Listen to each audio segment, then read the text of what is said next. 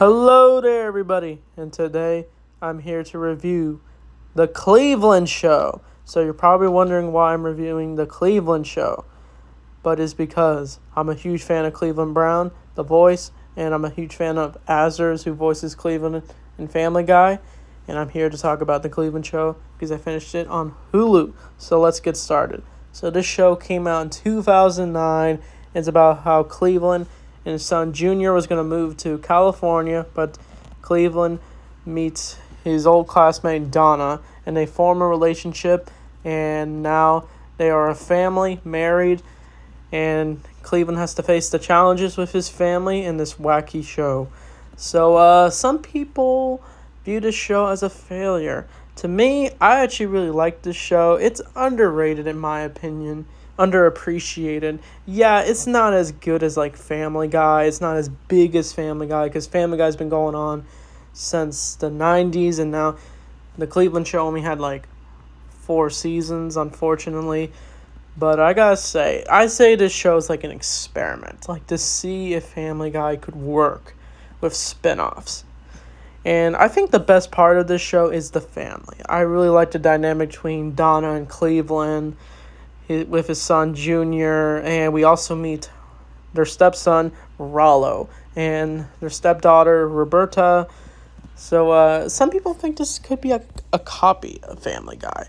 Honestly, I could see that element, but like I feel these characters are different in their own way. Like the dynamic between Cleveland and Donna, Cleveland Jr. and Rollo, and Roberta. Like Cleveland Jr. is more outgoing, well, Chris is like stupid.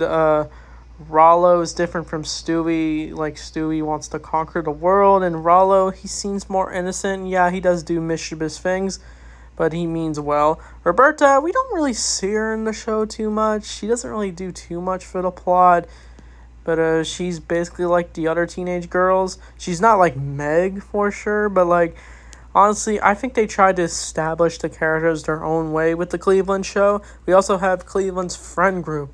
We meet Lester, who's like some bounty hunter neighbor who with his wife, and yeah, you don't want to mess with him. We got Holt, who is like, I guess you could say he's like Quagmire, but not so much. He's more insecure.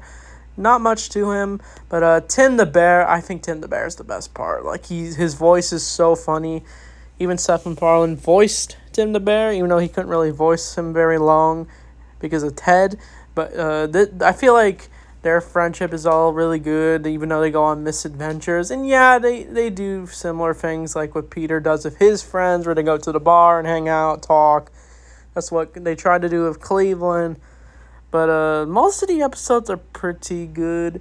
Like, some are forgettable, but like some are really good. But like, I found most of the characters forgettable in this show, like the other side characters. But I feel what really drives this show is when we meet like Cleveland's family. Like Cleveland has a rocky relationship with his dad because he doesn't really want to have a relationship with his son. And his mom's not really all there. She just does not want to spend time with her husband. And she tries to comfort Cleveland, but not so much. She's got her dark sides. But I feel what really drives this family together is like Cleveland and Donna constantly lie in this. Like, they lie to their kids, they lie to others, and it creates tension between them.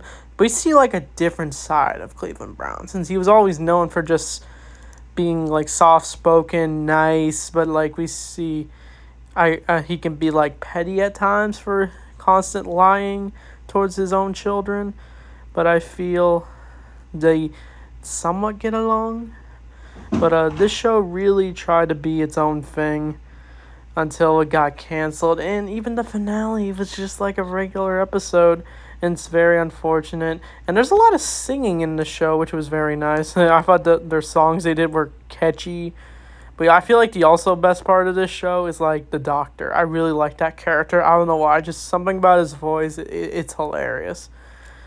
But I can respect that this show tried to do something different with Family Guy, but I guess it just didn't work out. And we also see some of the Family Guy characters, but the show is just reminding us that it's a Family Guy spinoff.